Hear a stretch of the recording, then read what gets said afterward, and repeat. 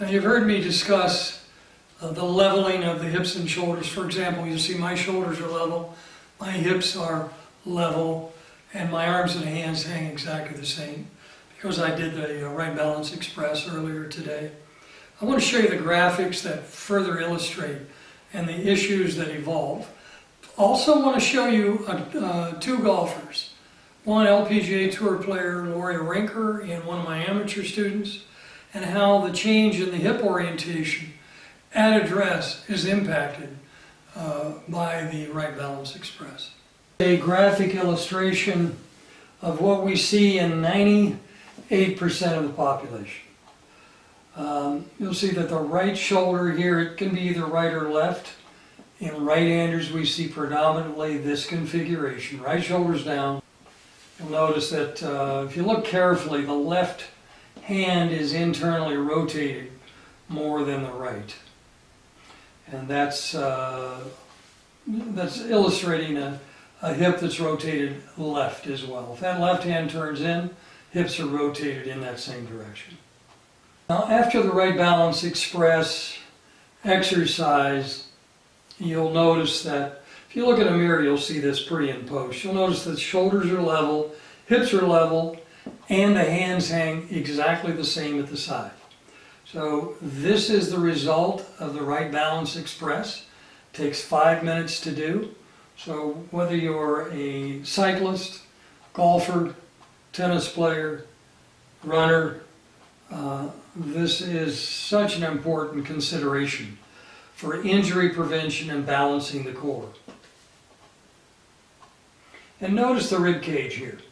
Notice the balance in the rib cage and the pelvis. Let's go back to the illustration prior to. See the torque in the rib cage and the pelvis. Notice the insertion point of the spine and the pelvis. Again, this is prior to the Wright Balance Express. Now, after the Wright Balance Express, you'll see the configuration of the rib cage and the pelvis and how every part of the body becomes symmetrical. So just know that it does hold, it'll hold a minimum of 24 hours after a week of use. And the longer you count, the longer you hold. When done correctly, this exercise will change the body and prevent injury. Again, notice the insertion of the spine, ease of rotation that would follow from here. Things we see in golfers, and you'd see it in any bat and ball sport.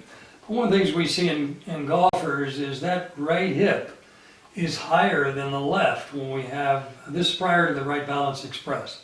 So look at your golfers, look at your players from behind, and note that that right hip tends to be higher. This is LPGA Tour Player Lori Rinker prior to the Wright Balance Express. See the difference in this illustration.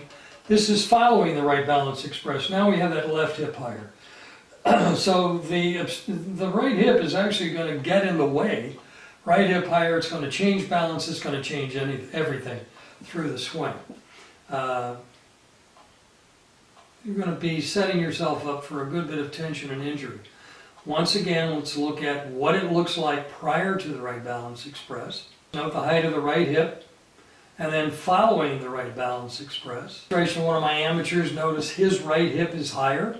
This is again prior to the Wright Balance Express.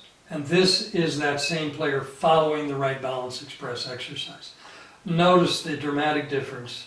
The ability to rotate around the front, middle, or rear, depending on core region swing, makes it much, much easier.